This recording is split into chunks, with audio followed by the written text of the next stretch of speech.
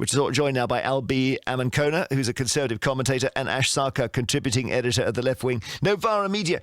Albie Amankona, you go first. Where are we on the 1 to 10 scale?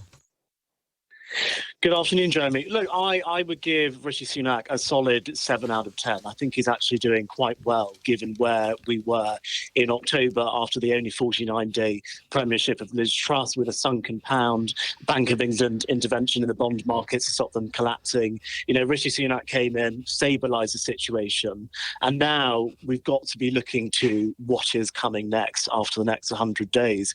He's got these 5 pledges that he's just simply got to crack on with, and I think if he can deliver on those pledges, halving inflation this year, growing the economy, having debt falling as a proportion of GDP, cutting the NHS waiting lists, and stopping the small boats crisis, I think that'll put him on quite a strong footing at the next general election against Keir Starmer's Labour Party, who actually doesn't seem to have any solutions to those problems. I'd love to know what Keir's plans were to solve those 5 pledges that the British people have. Ash Sarkar, what do you think of that 7 out of 10? I think that is wildly optimistic, and the kind of maths that perhaps got us into such trouble in the first place with Liz Truss. I mean, look, the Labour Party are nearly 20 points ahead in the polls.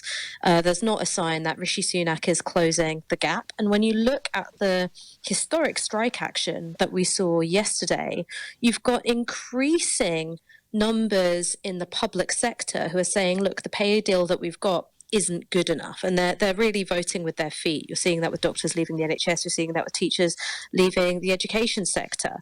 So I think that while certainly his tenure is less chaotic than, Liz Truss's, roller coaster over 44 days, was it? And 49, including 40, the last 49. few minutes, yeah. The last few minutes. Well, I think it's 49 because she resigned on 44 days, but she was staying for another 5 days. I don't know. It's one of these pub quiz questions in years to come, isn't it? Well, look, at least he's made it to 100 days, right? You've got to give him that. But I think in terms of where the country is, where you look at where people's pay packets are, when you look at the impact that rising interest rates are having, particularly for people who've got mortgages, you'd have to say it is a 3 out of 10, 4 if it's a warm day. So 3 out of 10, Albie. That looks like you overshot with your 7.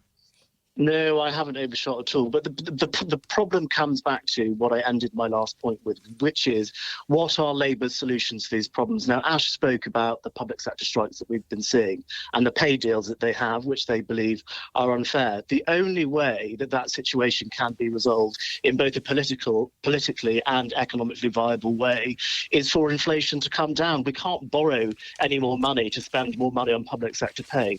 When Liz Truss tried to borrow lots of money, the financial markets in the country crashed, and there was that huge Bank of England intervention, and the pound sunk. So borrowing more money, borrowing our way out of this crisis isn't an option, which is why it's absolutely right that Rishi Sunak's 5 pledges, including bringing down inflation, having debt falling as a percentage of GDP and growing the economy, are so important. Okay. Labour doesn't have any solutions on this issue. These issues. He's famously, I always sort of feel I shouldn't bring this up, but he is worth apparently 800 million, more than the Queen was. Do you think that's a problem, given that we've got problems as a society dealing with this new breed of people who we might call the super rich? No, I don't think that is a problem at all. We shouldn't be judging our politicians on their backgrounds at all. We should be judging them on their actions. And if we judge Rishi Sunak by his actions, his incredibly generous business support and furlough schemes during the pandemic, the interventions that he's made over the cost of living crisis, I don't think that if you said you were judging Rishi Sunak by his actions, that actually his wealth has got anything to do with how far he'll go to help the British people. Except that, Ash, I guess it might stop him understanding the hardship that some people face. Well, look, I think if we're talking about personality, Rishi Sunak doesn't exactly light a room on fire. He seems kind of socially awkward.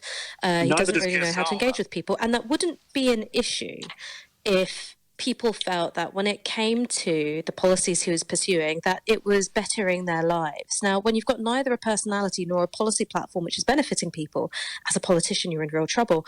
And I found it kind of funny, that you mentioned, well, the only way to increase public sector pay is to borrow your way out of it. There is a T word called tax. And if you shift the burden of taxation away from people's incomes, which, as we know, are stagnant and falling, and towards wealth, so I'm talking corporate profits, I'm talking about people who own massive property portfolios, well, there's an awful lot of wealth to go around. Billionaires increased their wealth over the pandemic, whereas obviously lots of people really struggled during that time. Shell just today have posted £32.2 billion in profit. So don't tell me the money isn't there. It's just been allowed to be hoarded because for decades now, we've allowed the super rich to increase their share of wealth while the workers' share of wealth, which they get in wages or through redistribution in the tax system, has declined. Thank you very much. Ash Sarkar, contributing editor at Novara Media, gives the Prime Minister 3 out of 10. Albie Amankona, Conservative commentator, gives Mr Sunak 7